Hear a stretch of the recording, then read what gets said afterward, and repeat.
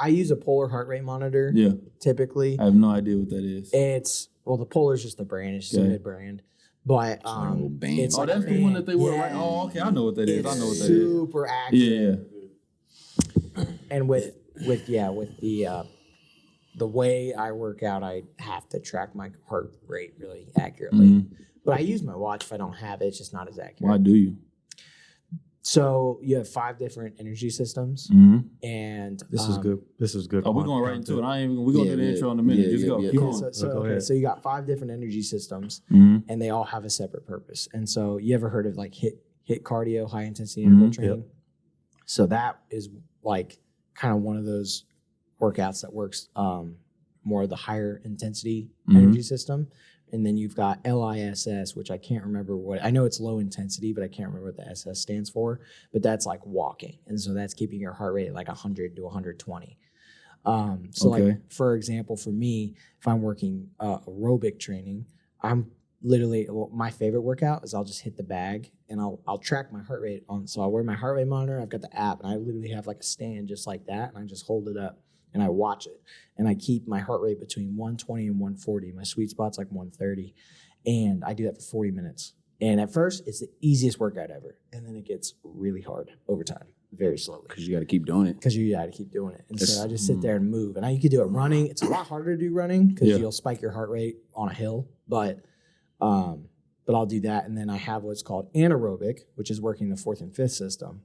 And so that one is more about spiking your heart rate, and you do what's called a good word for it is like redlining. That's where you get in the red zone. So that's like for me your max heart rate. So for me, max heart rate is like 195. So I'm like spiking my heart rate to 195 for like 15 seconds, and then I'm like kind of bringing it back down with like an active rest for 45 seconds, which is like a Tabata style workout.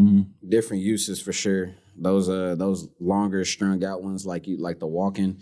You know, if you want a fat burn, that's more something you would do. You just do it for a long period of time. But if you're looking to, like, say, get into a fight, you're going to hit one of those HIIT training workouts. That's stuff that spikes the heart rate. Because that's all a fight is a bunch of little spikes. Yeah. Just over the course of. And that's another thing. Those lower heart rate targets and those lower energy systems burn fat, whereas those higher ones work cardio. 2 different things. Common misconception is if you do a ton of cardio, you're burning fat. That's not the case. You're burning calories. And burning calories and burning fats is 2 completely different things. Are you doing all that to kind of maintain it? Are you doing any special breathing exercises that you've picked up along the way? 4 and 6. 4 and 6. Swear. 4. What is that? So what is that? It's a system that we kind of came up with to just, so to bring your heart rate down. So that's 4 seconds through your nose. And then you want to imagine it kind of going down your entire system and then coming back out your mouth. The hard part's the exhale. So the exhale is for 6 seconds. Making sure it stays slow. Because when you hunting for air, when your lungs are hunting for air, it's like, but like, just gotta slow it down. Anytime we corner each other, that's all we're saying to each other. Because we've got a head coach that's telling you exactly what you need to do. And on the side, if I'm fighting, Malik's like 4 and 6, bud. 4 seconds in, 6 seconds out. He does it with me. That's the hard part, is the exhale, because you feel like you're out of air. Like you feel like you're like, you want to inhale again real fast. Like, it's not where you gain it. You gain it and then exhale so you can let it all out before you. And forcing that exhale is what resets your heart rate. Yeah. Because that's like, it's kind of like, it's like your heart rate is stuck at this tempo. Yeah. And when you force it down to another tempo, it's straining, but it adapts because your body adapts to everything. Yeah. And so then it kind of comes down to a normal tempo.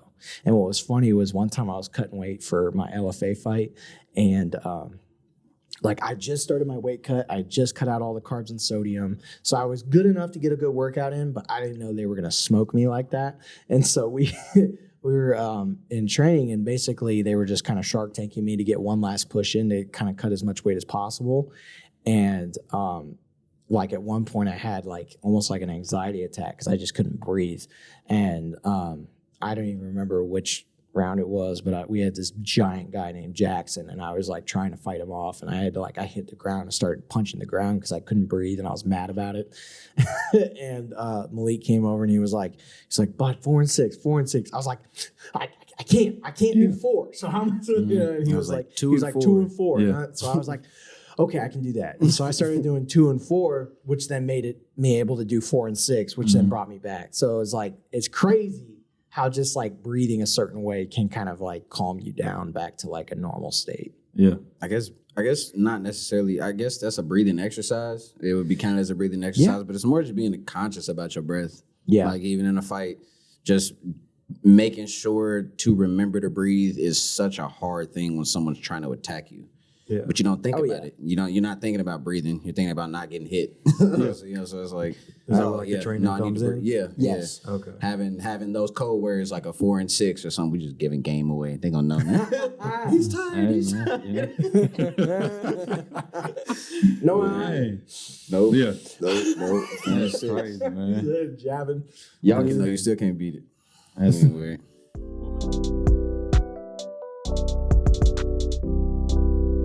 This is the Be Eazy Show, man. Whatever platform that you're listening to this on, whether it be YouTube, Apple Podcast, Spotify, if you can like, comment, subscribe, leave us a 5-star rating, man. We appreciate y'all listening. As you can see, we had no time to wait. They going right into the game. We got Justin this week, and we got Malik on us. Man, they jumping on, they helping us out, man. So, Very, very excited to have y'all, man. Pleasure to be here. Thank y'all for having us. Yeah, Thank y'all very These much. boys drove all the way out here for us. Hey, push, man. This is crazy, man. You know, They making it sound like it's not a big. This is my first time on the podcast. I was like, that's "What? what's up, It's man. only in OKC." You Yeah. know, I get it. that's what's up, man. Yeah, we rolling. Yeah, I didn't know y'all was that far though. I'm not gonna lie, bro. I saw that they was in Tulsa, but I was like, well, maybe they. No, I just maybe thought they, like, you know what I'm saying? Maybe they they just go in there. and out of there, Yeah, or you know yeah, what I'm saying? Maybe like we lived there, but I didn't know 100%. But It makes sense if y'all just trying to be in the gym as much as possible. Yeah. Now I'm thinking about it, like, oh, these dudes are really out here fighting for real. Yeah, oh, yeah. Like, this isn't like some weekend stuff, so it makes sense. That they always live in Tulsa. 100%. When I shook their hands, I'm like, oh yeah, y'all Oh, yeah. swole, man. I already know. He said, "Y'all gotta grab these mics." Yeah, help me out, man. Grab these mics, man. I already Carry knew. mine. I said, dang, man. So that was crazy, bro. But then I guess what threw me off though, like y'all phone numbers, man. I was seeing the area code. I was like, bro, the same area codes, you know what I'm saying? So Yeah, that's why I thought y'all was close. They close enough, but like They got to be close enough, but nah, yeah. Well, I'm from Nah, Maryland, it so wasn't even bad. I'd rather drive an hour than fly 5 hours. Makes sense, man. Makes sense. yeah, I'd take that. We appreciate y'all though, 100%, Absolutely, man. absolutely. Yeah.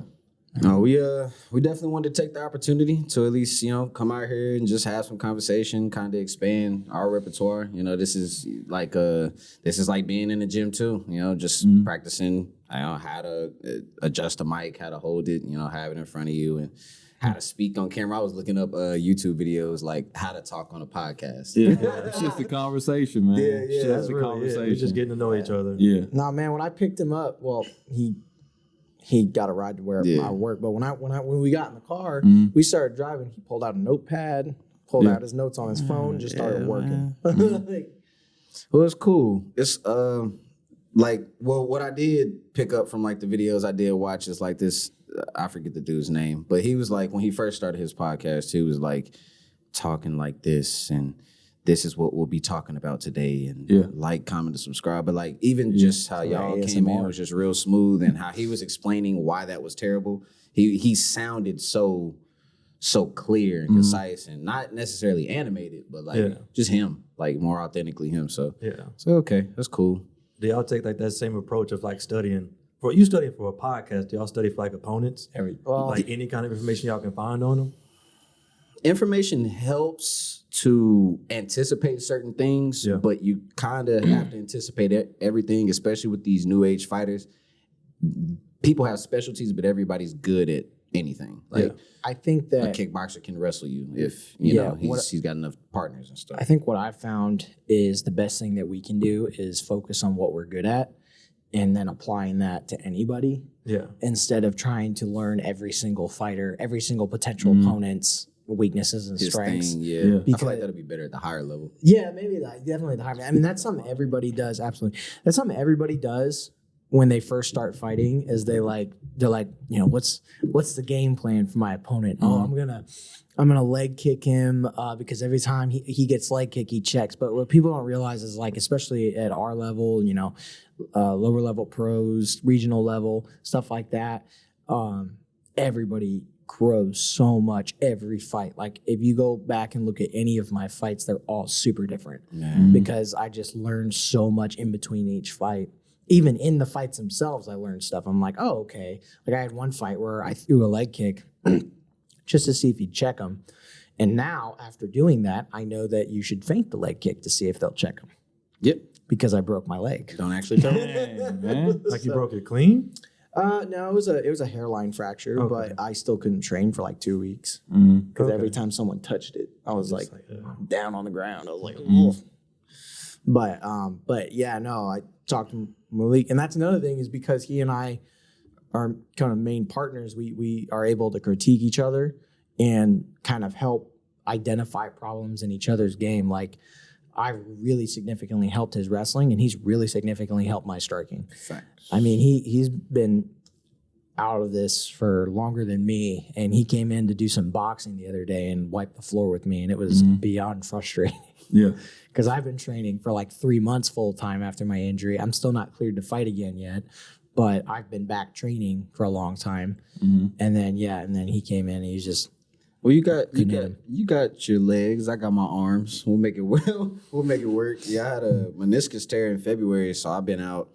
Didn't get surgery until April, and then I was like on a cane until June, like late May, June. So I just now recently started to get like, back into the groove of training, but I don't know. All that time I sat without, having any legs, I was just doing push-ups. I was just doing stuff like, calisthenics, whatever. and then what's crazier than that is you got Tristan, who's the third one in our group, the proper three. You got Tristan. Tristan wiped the floor with both of us. Yeah, it's So just easy work. He just been training longer than y'all? What is it? I think it's his knowledge of the game and his application of his skills are what separates him from other people to me. Like he's really good at what he does when it comes to wrestling. Like he's definitely one of the best, if not the best wrestler I've ever encountered. Dang. But I had to say it. He's he is, bro. So are you. That's why I run with y'all. But like, no, his application of it, like he'll be able to do something. He'll be able to do it 20 times. And by the 18th time, I probably asked him after like twice. Like, he's like, oh, I just did this. But he'll do it 17 more times. And you're like, okay, I'm not going for that again. It doesn't matter if you're going for it again, you're going to do it again. But it's just a matter of like how he knows how to apply it. I mean, his striking is up there with some of the best guys. But again, it's just like his timing, where he knows how to put it. And that's something I can take away from him. Something I can take away from Bud for sure is basically his range and he taught me how to be a bulldog in a cage. Like I was this real finesse guy at first. And I can say in some ways I definitely still am, but he basically gave me the mental fortitude of like, it's either do or die in there. You gotta kind of accept that the worst, like if you ask a fighter what's the worst possible thing that could happen, they'll probably be like, You break a bone or injuring yourself, getting knocked out. It's like, nah, death. Well, there's only two things that can happen. You're either gonna die in here or you're gonna kill in here. So then it just kind of became like, okay, well, you gotta decide, like, you gotta kill in there or you don't get in there if you ain't feeling like that, I was always happy with getting a win, and I always wanted a knockout. And it was like, okay, that's cool, but in order to obtain that, you have to have a certain level of aggression. You got to have a certain level of attack on an opponent. You can't.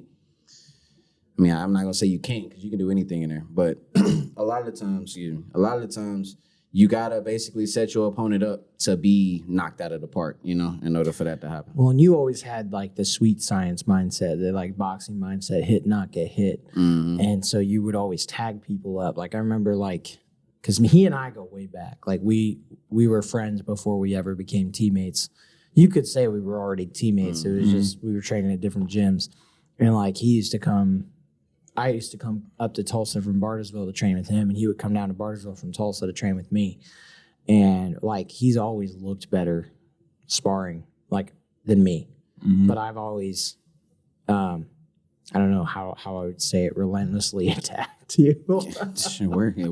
But, it works though. But not in like in a dumb way, but not reckless. Yeah, not like a reckless way. Just like, I'll come in and throw a combo. He'll get out of the way, hit me back, I will turn around and throw another combo instead of just trying to break distance. I'm pressure fighting. I'm really good at pressure fighting. And so when I joined the team, it was before Tristan came back, and it was basically just me and Malik and like a couple other new guys. And so like I was like, I'm gonna focus on Malik because he had just come off a pretty hard loss. Like he went up to Florida and got beat by like a smack talking guy, and those are always hard. Shouldn't have been beat by. Those are always hard, man, because you know they talk smack, they beat you, and then they're like, "Yeah, that's what." That's what. I was right. Just like I said. Dang, man. By judge's decision? No, I got finished. I got finished. It's hard. It's rough. I had a chest contusion. Yeah, it was terrible. It was just a whole bad. It was like it was like your worst nightmare for a fighter. Like you go into this fight, you travel, you're not the hometown guy, you're the enemy. He's coming in there talking.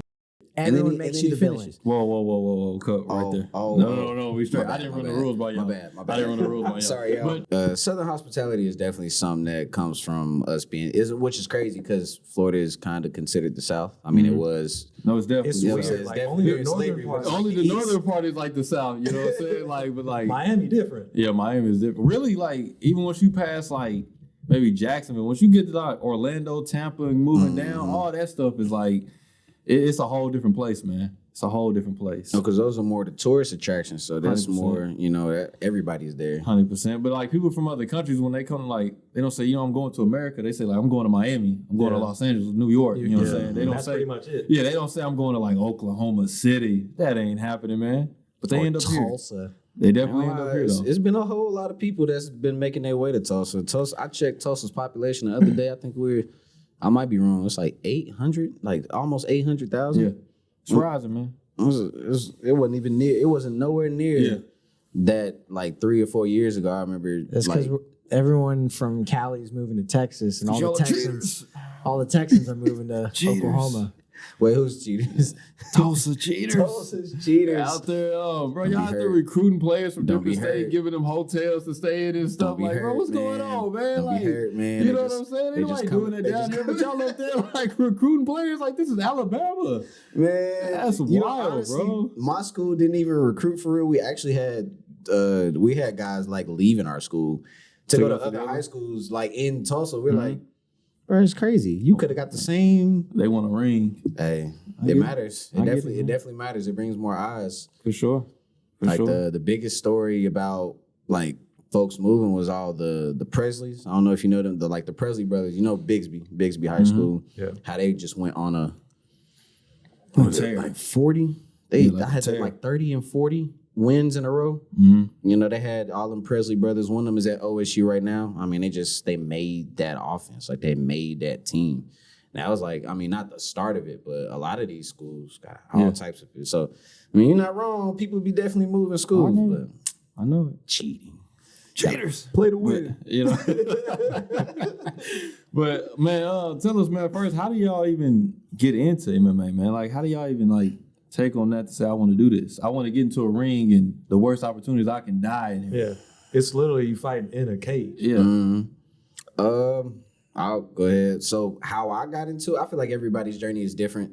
I definitely feel like if you decide to fight, you definitely got to, I'm not going to say off, but there's a different type of mindset you got to have to be willing to stand in front of somebody that is trying to hurt you, like genuinely. So I would say how I started is really I was just in college at Southern. I was overweight and I wanted to get in shape. So I joined a boxing gym.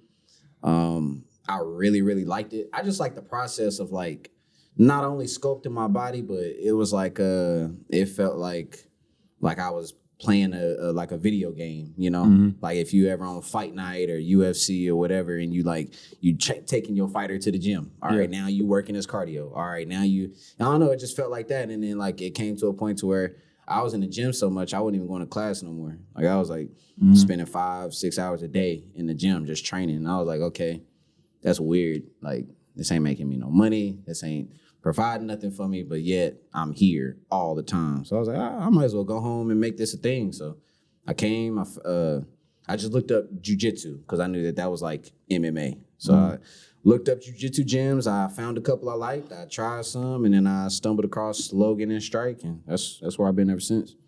Say that again. Logan Cunningham is our coach, and Strike Martial Arts Academy. That's where we train at. Okay, and that's where y'all two met, or is your journey a little different? We actually met through Logan. Yeah. Because my journey is a long one because I've done this for about since 2016, 2015 when I started doing like MMA. Yeah. I did karate and taekwondo and stuff and wrestling before that. But yeah, we met through Logan back in like 2018, 2019? 19, yeah. We met through Logan in 2019 because Logan was my coach's coach.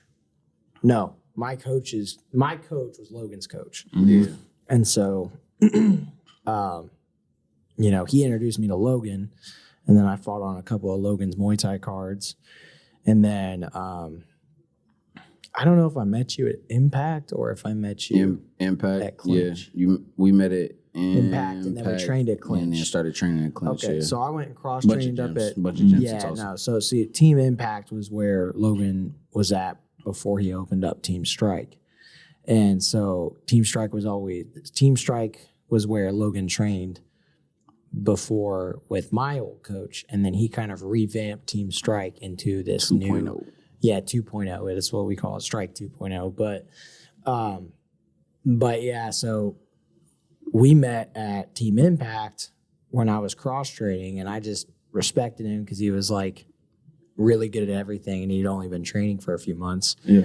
And then that was a very, very stretched compliment, but I'll take it. I appreciate it. I remember how it was at a few months. He was an athletic specimen. Mm-hmm. He doesn't realize that not everybody has just gifted athleticism, but yeah, man, running through the fields. Yeah, but cheaters. But so then we went to Clinch. We were training for a kickboxing fight, and I was usually doing jiu-jitsu Monday, Wednesday, Friday, and they were training Monday, Wednesday, Friday for this kickboxing fight. So because my old gym only did 2 days a week, Tuesday, Thursday, I would just go up there with them. And yeah, we just got really close over that time, and then we basically did the same fight camp together.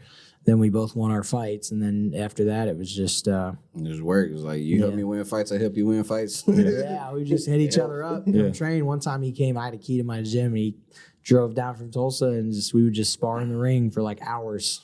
We would just spar for hours. And we always talked about kind of joining up and training together, but I don't know, it's hard. It kind of happened on accident, really. It did. It wasn't even supposed to, because... Like he was talking about that Florida loss. I'm not gonna lie. Like after that Florida loss, I knew I had to at least get back in the cage again and win. But that Florida loss had me contemplating the sport. I was like, man. Well, and I showed up right after. I was like, that's crazy. Like I can't believe something like that happened in real life. How long have you been fighting before that happened? That was 21? 21, so it's 2 years. I was like right at 2 years by then. How many fights prior? Oh, I don't remember. It had a good amount? Probably like 6. Yeah. Probably like 6 fights. I had already had a belt by then. I had MMA or all? Because kickboxing all together. fights. I only had 2 kickboxing fights.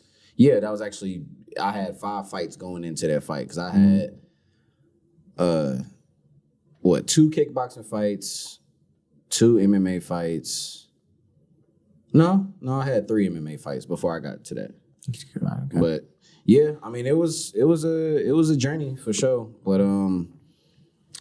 yeah, that had me contemplating, if I was gonna continue. But then like I don't know, it just at some point in the during training, like leading up to just kind of coming out of that fight, I had the contusion, so I was out for a few weeks. And then after I came back, he was in the gym. And he kind of saw me like not necessarily beating myself up, but you could see the confidence level. Like you were moping around. Yeah, he was moping, sulking. He was like, all right, why me? Yeah. Well, let's get this up. He wasn't the Malik I knew, and so it was like at this point in time, Tristan had left temporarily, and then Malik's walking around like a sad puppy, and I'm like, I left my gym. I left everything for y'all. Yeah, To come in and this how y'all do me. I'm like, man, you need to get This how y'all do me? I thought I was coming in and we was gonna be set up. Nah, man. So yeah, no, I was like, he was there and he was working. It wasn't like it's funny because he's hesitating to say I wasn't like feeling sorry for myself because he kind of wasn't, but he was. Like it was just, I think it was just a drop in confidence. I was like, through my actions, I wasn't feeling sorry for myself. Like, I still trained, but it was just the like old Malik I knew would fire. throw the worst looking combo with such confidence. Like he would look terrible and he would just, I'm just doing what I'm told, you know, like I want to fight. So you told me to do this. So this is what I'm doing. I'm going to do it 1,000 times until I do it right. And then this Malik was like, I'm doing it, but it ain't working. Yeah, I get it. You know? And so like, the most significant thing I noticed about him, and this is what I think propels him and I to get better consistently, is he was conceding in things too much. And so I remember one. What do you mean by that? So like, perfect example is say someone's trying to wrestle you to the ground. Say they want to take you down, right? When they wrap you up and they're driving you into the ground, your butt normally hits the ground before you are completely taken down, right? Yeah. Well, there's a moment when your butt hits the ground, you can either be like, dang, he took me down. Now I got to work off the ground. Or you be like, this takedown's not over. Let me keep working until like all the way, you have to get me all the way down and all the way pinned and all the way secured before I can really be like, okay, now we're working off the ground. It's like that difference in mindset between my butt used to hit the ground and it would be like, like dang, I'm got. But then it became like, you still got to get me. Like ain't nothing got yet. I think the hardest thing to accept about wrestling in MMA, and especially just specifically about takedowns, is you're not taken down until you decide you are. And that's the craziest thing. That because is real. You can, as long as I'm moving and making you work, you're not taken down. You know, like, because if you don't have control, I'm not taken down. I'm not down. Yeah. You know what I mean? And so like if I'm sitting there like a fish out of water, freaking out, and you like trying to hold me and I'm not being held, you're not taking me down yet. When I give up and you take now I'm down. Take control, now I'm down when I concede. So, and I have an even better example of how you were conceding. He would let me walk him all over the gym. I would throw a jab and he'd back up.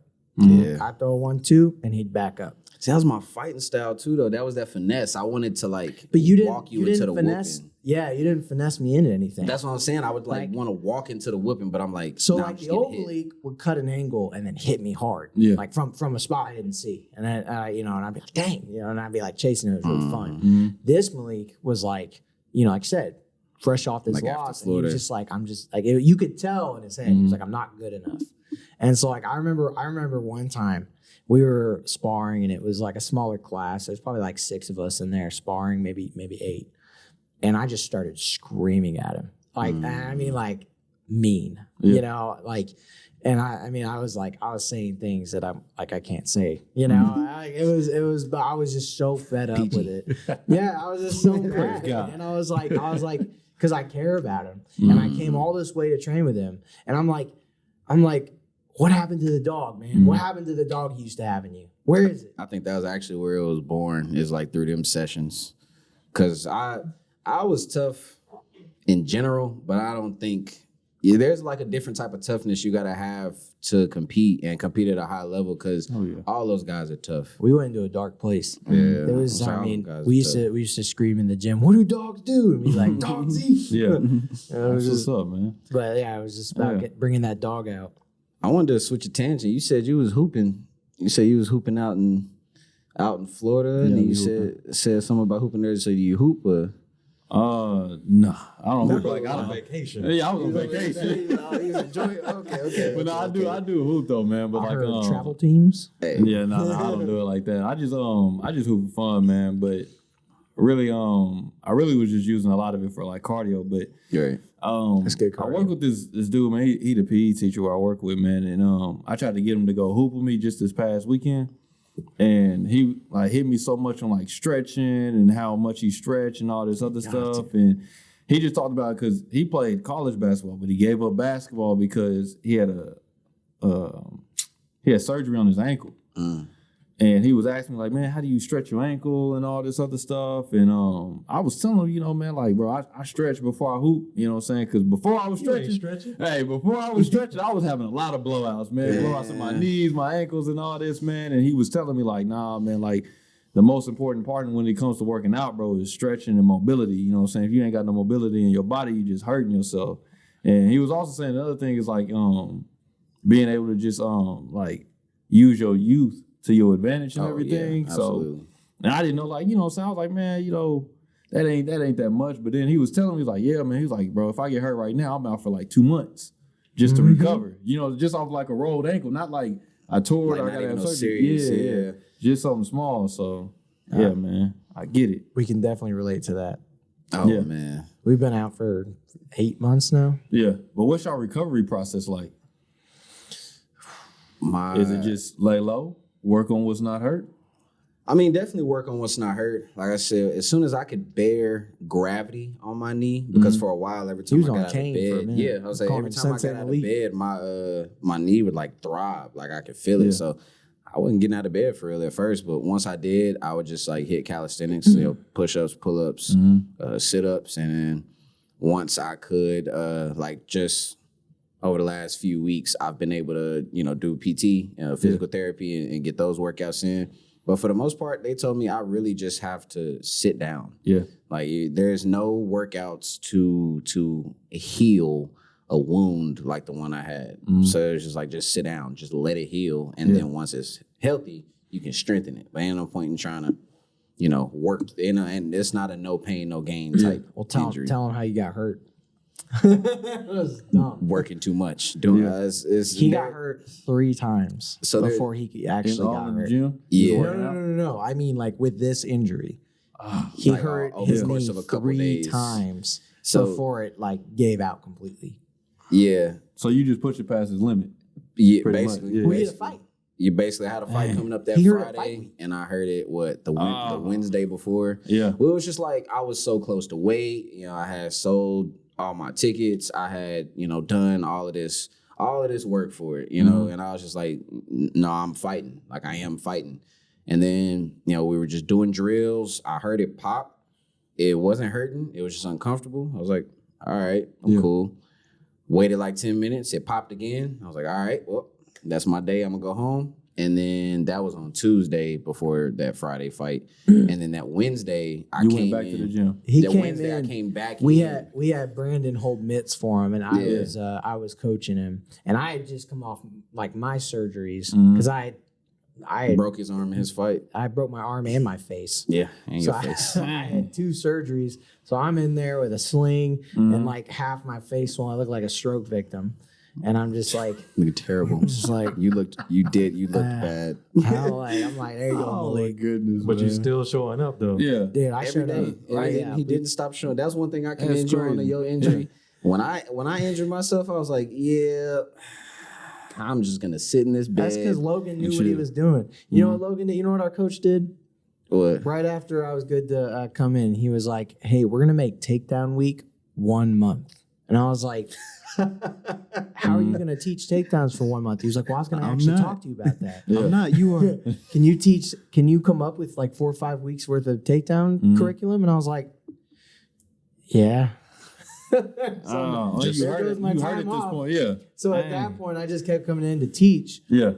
And then I was like, well, I'm not going to break the routine now. So I was like, yeah. So I just kept coming in to coach for like 4 or 5 months before I could actually get on the floor. But man, so we heard that Malik is in love with the gym. Is that your sanctuary? Is that where you go? Do you have love for the gym too? Oh, I mean, like, yeah. I've tried to take time off. I've had to force myself to sometimes because I get upset when people want me to help teach them and then they don't listen. And he and I have had many conversations where I've vented to him, and I'm like, these guys, they reach out, they want me to show them, give them private lessons for free, and they want this and they want that, and then they don't show up every day, and that just Or to be like if you have like in your instance where you have a class set out for the questions they're asking all week and be like, just come to the class. And that is my biggest pet peeve. I've got a wrestling class every Friday at 6. I've got a cardio class every Sunday at 6. And we took a vote on when to have those classes so that everybody didn't have an excuse not to show up to them. Yeah. And it's usually like 3 people in each class. Lo and behold, people not coming. Yeah. And I get it, man. People want their Fridays. I understand. But like that's part of the reason it's at 6 and not like 7:30, which is what I'd like to have. How long does it go? Like an hour. But are these like hobbyists or are these people that want to fight? These are people that claim they want to fight. Oh, they really want to do it, yeah. And that's hard. That's hard to say because I tell people, I'm like, tell me what you want to do. If you tell me you want to fight, I'm gonna hold you to a higher standard. Yeah, that's just it. If you tell me you're a hobbyist, I'm gonna leave you alone. I'll teach you when you're here. Yeah, but I'm not gonna like because I used to charge $60 an hour for a private.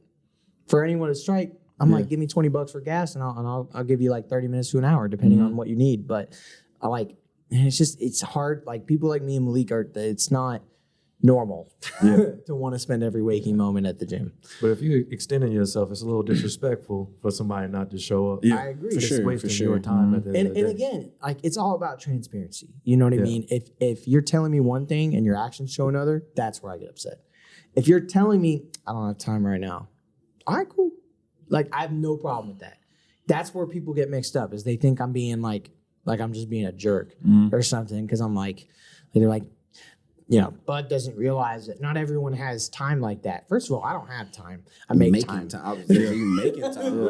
I don't have time. I make time. That's what we're telling people. Like when I think that's one of the biggest common misconceptions with a fight gym or like a gym that has a fight team is that you got to be in there 5, 6, 7 days. You don't have to be training to that regimen. Tell them about Amazon. You should only be doing.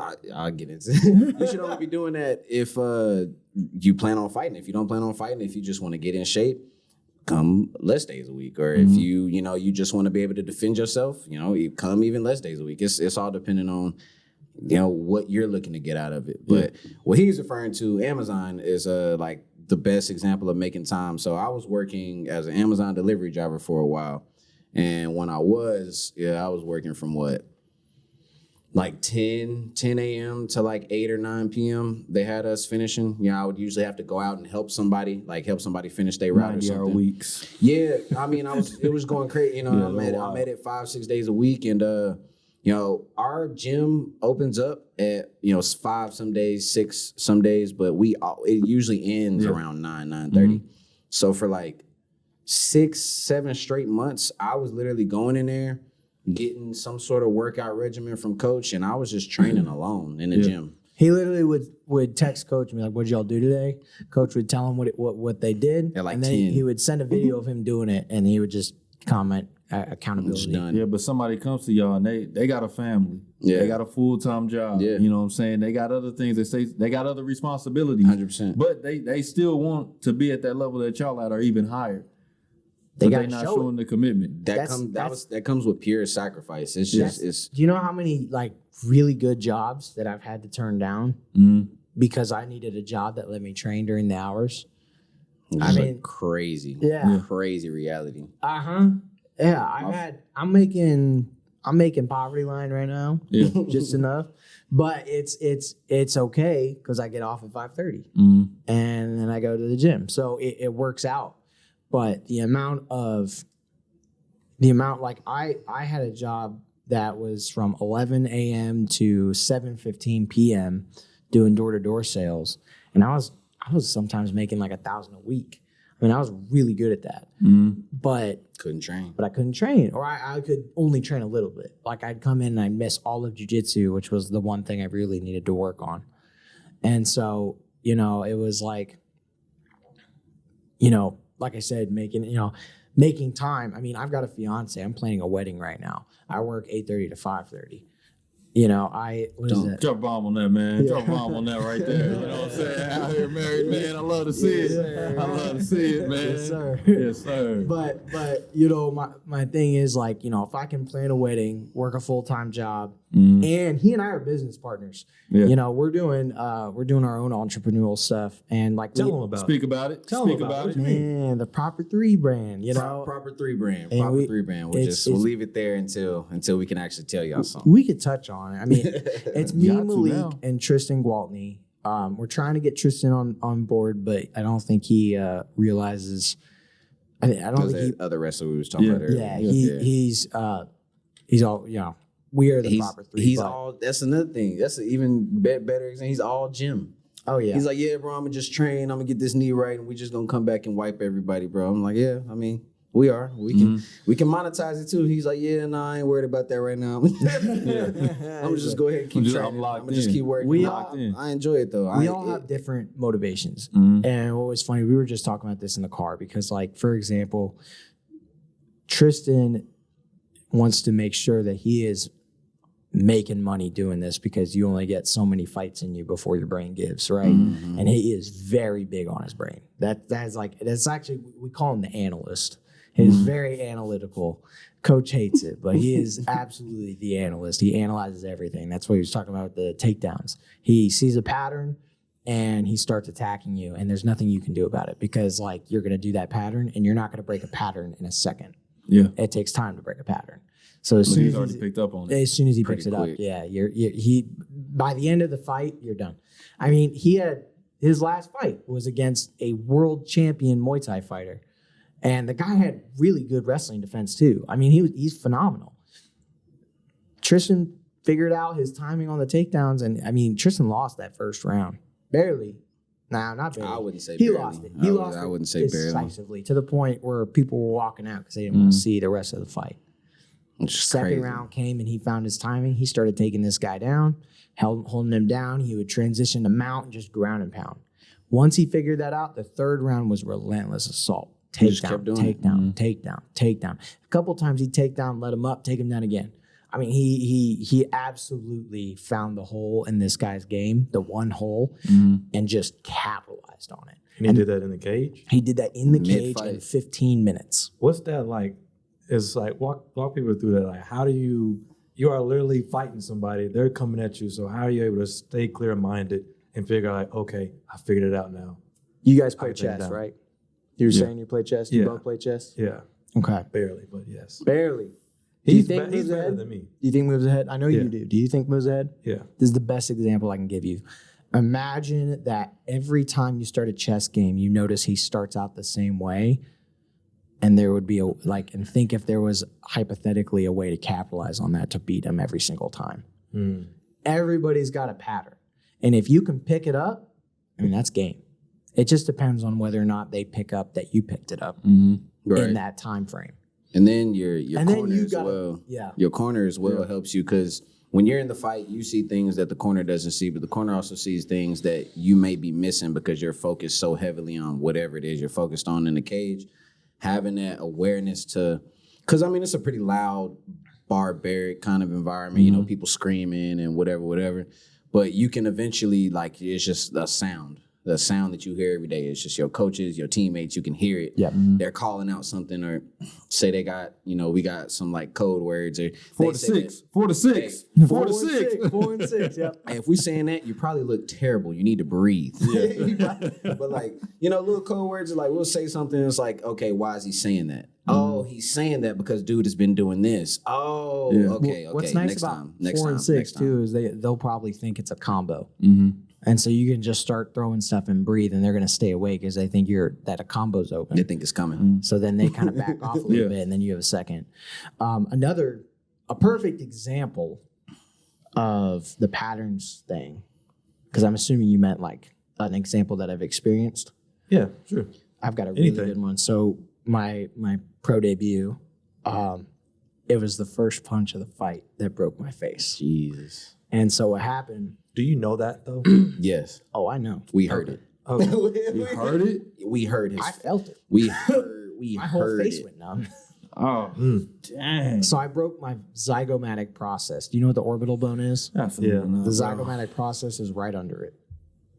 It's It's like the cheekbone. Okay. like this whole. So it literally, It when just you, caved in.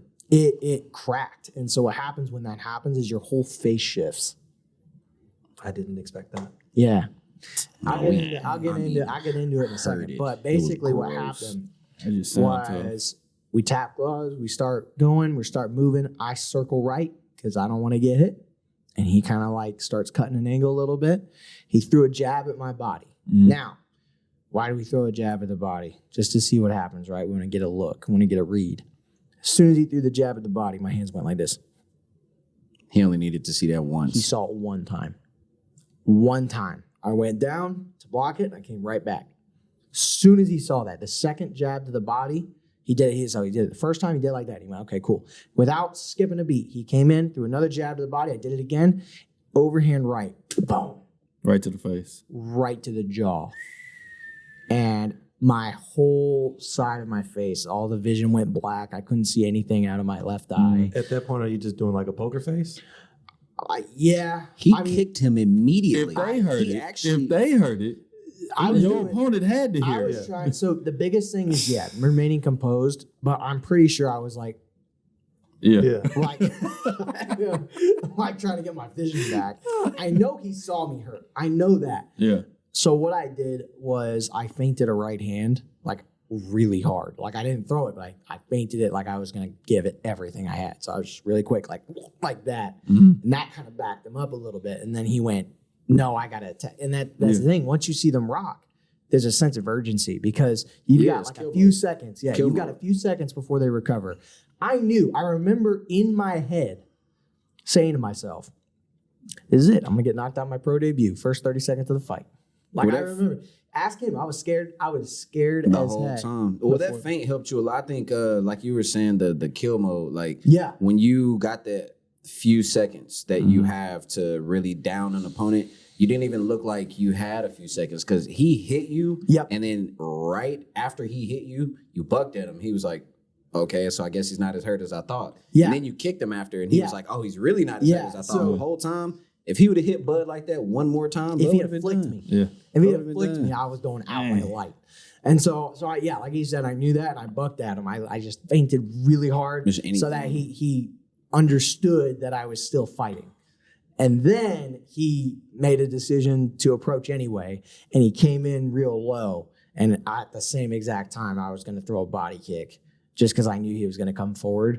But I thought he was going to come straight forward with a 2, so I was going to throw a body kick, get my head offline, but also kind of hit him in the body a little bit. I ended up kicking him right in the jaw, and it rocked him pretty good, and he fell back. And then he was like, all right, come on. That's kind of when the That fight was, that started. was 1-1. Y'all both got one. Yeah. Got it out the way. Well, I didn't break his face, but I made him look silly for a little Yeah. bit. He's really cool. We still Cool talk. dude. That's what's Trying to up. get him to come to the gym sometimes. So You get the win? yeah, I knocked him out. Spectacular Actually, viral. fashion. That's Spectacular. been the what's back up. fist? Yeah, spinning Saw back fist. Yeah. Yep. Got 500,000 views in 2 days. Nice. that's what's up. As you can see, Zyler knows more about MMA, UFC, all the fighting stuff than I do. But when you in there, you talking about the few seconds. Is that what you fighting the whole fight for? Is just that few seconds of kill mode? Not necessarily fighting the whole fight for that. I would say once you see it, take that opportunity because you don't know when it's coming again. Yeah. But you're looking to win each exchange. I It's not rocked him- necessarily about that moment because that Yeah. moment comes if And it goes. comes, and if it Yeah. doesn't, it doesn't. Like some people are so good and got so much conditioning. It don't matter how many times I hit you. That bro's moment- not going. He's not going out. That moment is not a seekable outcome. It's Like a reward. no, it's really. a byproduct. Yeah. It's a byproduct of your success. So if you're throwing really good combos, a byproduct of landing those combos is they're going to get rocked here and there, and you're going to have those An moments kind of opportunity sprinkled to in. finish it. Yeah. But if you look for those moments, that's how a lot of amateurs get caught up, is they look for that moment to rock you. And then, there was this, oh my gosh, you've probably seen it. There's this old video of Ultimate Fighter. I don't even remember what season, but the guy hit him and he keeled over like he was real hurt. And the guy got excited and he ran up to do it. And the guy Just came up ran. and Just hit him with a right hand, knocked him out. the dude that was faking. He was like, Yeah, playing yeah, possum, yeah. He was like, just hit him. ah, and Because he then was living for that moment. yeah. Yeah. but the other guy was because the other guy rocked him. Yeah. He hit him in the body and saw him keel over. Yeah, Now, I mean, sprinted at him like he ran. wasn't even faking. The guy actually was hurt. He had a broken rib. Oh, word. Yeah, I found that out. I just found that out today. He had a broken rib, and so he's keeled over because of a broken rib. And then he went, "Oh no, I'm fighting!" Got up And knocked hit him him in out. the face. So you can't get overzealous. Yeah. You have to be very calculated in when you approach, and then in that same sense, you have to be very calculated on why you're fainting, when you're fainting, what you're throwing, when you're throwing. Are you out of position? Are you overextending? Are you leaning over your legs? Are you, and that's where it can get a little complicated. You kind of want to build up to that style, but That's what I was saying. Yeah, you don't want to overwhelm winning every yourself. exchange, because if you look at a fight, like it's a bunch of small fights within the fight. It's like a bunch of 10-second bursts, 15-second bursts, 20-second bursts of, all right, y'all are moving around, dancing around, action, action, action. Okay, dancing around, moving, action, action, and it goes back and forth like that. As long as you're winning those exchanges every single time y'all, do car crash, you're likely gonna come out with a victory. I mean, everybody's got a puncher's chance, so you can always get caught. And keep in mind, whatever. But winning those exchanges, I feel, is the most important way, at least when you're starting out, to like gain an edge, mentally, physically, all of that. We're also both speaking from our own style of fighting, Right? Because like he's not gonna like pressure, move, take down, pressure. But I'm not gonna like hit out because that's not my style. Yeah. I'm just not as proficient at it as he is. And so, there really is no one answer to it. But he's not wrong. He's definitely right. And even in my own style that I would want to win the exchange, I think that's a really good way of looking at it as multiple little fights in one. Because if you take it one exchange at a time, then everything adds up. As opposed to it accumulates fast. Because I've seen so many people wait for a moment and then get knocked out and get tagged the whole fight waiting. Or they lose a decision. They lose a decision getting tagged all the time because they're like, well, I'll catch him. I'll catch him in the second round. I'll do something. I've got teammates who've done it. I'm not gonna call them out, but we had a teammate who dominated the first round and then took a break in the second. And then just didn't do enough in the third. He had a split or a draw. Oh yeah, it was a draw. Still though, but he dominated. A guy that could have easily finished. He let last and let live because he was being more complacent instead of winning those exchanges. He was saying, "Oh, the guy's not choking me out right now. The guy's not punching me, so I'm okay." Right, but he's got you put on your butt right now, and he's not necessarily doing no damage. But it's another thing. That's control. You always got to think about like what the judges are looking at and what the perspective looks like, because judges don't train as much as we do. That's why they're judging and not fighting. Dang, he just got on all the judges. Shout out to my judges. I love my judges. Took a shot at all of them, man. Took a shot at all of them. They aren't. You really shouldn't leave it up to judges, though. You really shouldn't. That's what I was just about to ask. So y'all fighting for the judges? Y'all just fighting to go in and win every time? Well, you're always fighting for the judges, but your goal is not to win the judges over. The goal is to win the fight. Yeah, you got to stop your opponent, because if you give it to the judges, their criteria can change based on how they're feeling. Like some judges vote grappling heavy, so if you're a heavy grappler, okay, well, that guy's winning because he's grappling you a lot. He didn't necessarily hit me a bunch, but he grappled you, so you lost. Some go by the oohs and ahs of the crowd. Like, one admitted that. They seriously will. Recently, it was there was a really big, like, controversial win. I think it was in the UFC, and the judge came out and said, I was basing it off of all the oohs and ahs of the crowd. And that could have just been where he was sitting. Yeah. Or like the last thing a judge sees, like one of the things that our coach talks about a lot. So say, we're fight strong. or finishing just round strong. Like say we're in a fight and Bud has been whooping me for 2 minutes and 30 seconds of this 3-minute round. But that last 30 seconds, I was just wiping the floor with him. It looks like I won that round. And Realistically, he the did. judges One of may them give it to judges, you. yeah, they might give it to me you. just because of that little bit of burst. But what they saw last, the crowd, entertainment, because it's all about the crowd. If they into it, then the fighters into you, the promoters into you, the judges, whatever. But yeah, it's weird. It's just easier to leave it out of their hands. Yeah. Just finish it. Just finish the fight. You ain't even got to worry about that if he's just done. Well, and I still think that Tristan won his fight because he didn't just lay on him on the cage in the third round. He took him down and got a couple hits in right before the bell rang in the third round. Damage. But that was another thing. It was like, we practiced that. Like, we always practice those getting each other tired and then a big burst at the end. You always finish with a sprint. You don't walk to the finish line. You sprint to the finish line. Doesn't matter how tired you are. So it's a bunch of different organizations, right? As far as like amateur, pro, or is that just a few?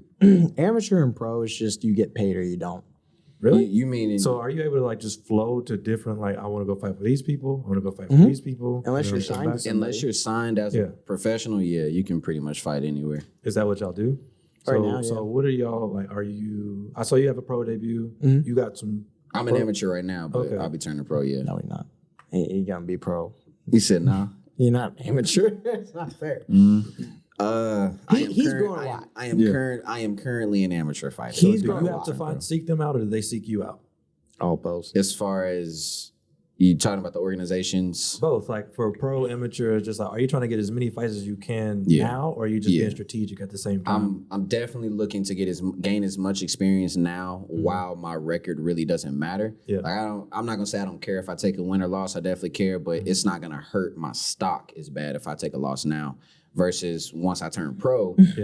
Taking a loss at any level, any organization, whether that's LFA, Bellator, UFC, it just hurts the stock to have that right hand number going up. So Our biggest thing was always we weren't going to go pro until we didn't have to pick our fights.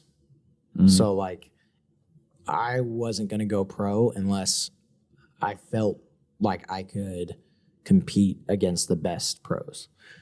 So, for me, I don't feel like anybody right now is going to wipe the floor with me. I'm not saying I'm guaranteed to win against everybody, but you're going to have to kill me. you're gonna hold your own anywhere with anybody. I feel like at this point I'm motivated enough, strong enough, and not as like making as many amateur mistakes as much that I can hold my own against most people. And another thing people don't take into consideration is, like, for me, I'm not really the greatest at any one thing, but I'm very good at combining everything. Like, I have very good transitions from my striking to my takedowns, and I have very good top pressure. So I'm really good at staying on top and not putting myself in a Position to get knocked off. position to get knocked out. And even when I am, like, I had a fight in New York, and the guy took me down. It was a pretty good scramble. We were back and forth. He took me down. That's fine. Well, as soon as we went down, he just starts throwing hammers. I mean, just like hard punches. So I'm like, okay. So I just grab his biceps, start moving my head, kind of stay out of the way of all the punches. And he clocked me a couple of times. The only time he really got me was at the end of the round. There was like 10 seconds left, and I was like, had a moment of arrogance, and it wasn't intentional. I just was being funny because I was so calm, and that was my fault. Is I should have remembered I'm in a fight.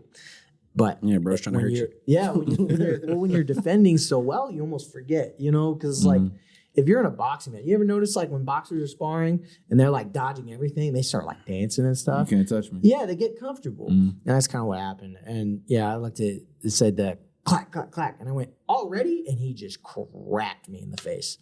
And that was a rough one. Like, ears ringing and everything. And I just grabbed him, pulled him real tight, waited out the 10 seconds, ate a few more punches. Then we got up, and I was like, all right, he's tired. So then the second round, my coach came in into the corner and was like, how do you feel? I was like, I feel fine. I can't really see it in my left eye, but I feel fine. And then he was Funny like, sentence. what? And then I was like, vision's coming back. I'm good. Can't really Just see going it, at but it. I'm all right. Yeah, I'm cool. no, I had to say it real quiet because the commissioner was like watching. They'll stop the fight if they hear you. Yeah. And so I was like, coach was like, "Are you tired?" I'm like, "No." I'm like, "But he is." I asked a question about poker face when they were talking about how you got hit when you got hit in the head in your pro debut. Mm-hmm. Poker face is another thing that's like a extremely underrated skill to have when it comes to MMA. Like when it comes to being an actual fighter. Like, I mean, you could definitely have a poker face just in any facet of life, but when someone has genuinely hurt you and you don't want them to know it, because if you show them in your face or in your body language that you are hurt, it's like that kill mode. They'll hit kill mode on you. Like, like you can see other fighters do it. Like if someone's fighting you, You don't run from a dog. maybe something chase. like It's true. yeah, no, seriously, something hurt you, you got to just like anyways. Another because thing, if not, too- then they'll come. They'll be there. Another thing about that is like if you convince somebody that their hardest punch didn't hurt you, he took your hardest punch. Now what? Oh, that was funny. Took your Yeah, soul. so I after- took your soul. man. After bro broke his face, I yelled that as loud as I can He was because in he my looked corner. fine. Like in my eyes, I'm like, I oh, was but it's lying. cool. Like he took your I was hardest punch. So I lying. yelled. I was like, he took your hardest punch. Now what? And bro started laughing. He was like, yeah, whatever. I guess so. But I think in his mind, he actually accepted that. Like, dang, he he was did. like, he did. I hit him with gave everything I him had, everything, and right? he just kicked me after. Yeah. Well, yeah, and I it will, was- I will tell you, I mean, he was composed, I was composed, and we were both kind of like, I mean, like there was one point where what was funny was me and Tristan were the underdogs in our fights. We fought back to back that night. We were both the underdogs. I feel like we're always the underdog. This is how it happened. I was bro. 10-2 as an underdog. That's crazy. Dang. What'd he say? Cheaters. Yeah, cheaters. They're all cheaters. Do you think it's because y'all like coming from Oklahoma? Nobody's really expecting much from Oklahoma. Like, why would y'all be underdogs consistently? With that type of record. Exactly. I think that our coach doesn't get a lot of respect. And I think that's where it comes from. Yeah. It's basically so as minute as it may seem sometimes, there are politics when it comes to the fight 100%. community. The fight community is really small. We all know each other. And I agree. There's definitely aspects of the sport and people where it's like he might not get the respect he deserves in that's in certain fine. aspects. But I was gonna say that's cool because Yeah, we don't that care. creates that underdog narrative. Like, oh yeah, those guys are good, but they weren't even supposed to win. They weren't even supposed Yeah. to do that. And then we go out and do. It's We it's won. more of Yeah. a tip of the hat to the team and to the brand we building. when you fight for a team, you're a direct reflection of your coach. I think that could be said about a lot of sports. But with our coach, he was a kickboxer, a Muay Thai fighter for like 30 years before he even touched a wrestling mat, jiu-jitsu mat. And, even coming up in jiu-jitsu, all his teammates, all his like colleagues will say, are like have grappled before, done something. And, and I mean like where he trained and got those skills kind of, he's like the black belt, like the black sheep of the black belt. So there's all these black belts that came out of that gym. And I'm not saying like he gets along fine with everybody. He doesn't have issues with anybody. They're all his friends. They're all very tight knit. They're all very close.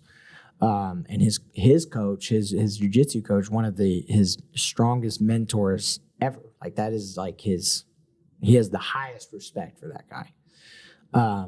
But when it comes to like the fight community, he's definitely seen as like the black sheep of the black belts there. And that's not really, and that's fine. He's taught me so much. And because of all his striking and his fighting, he teaches me things that no other jiu-jitsu coach really could because they don't know that side of things. Yeah. So it's just the political aspect all of it, about how they political. just framing y'all when y'all It's come all into the fight. political, But and it ain't got nothing to do with y'all skill and how much y'all train. It's sad No, because that's a reflection that becomes reflected in the fight itself. Yeah. Like Yeah, they'll exactly. see when it happens. Yeah. Like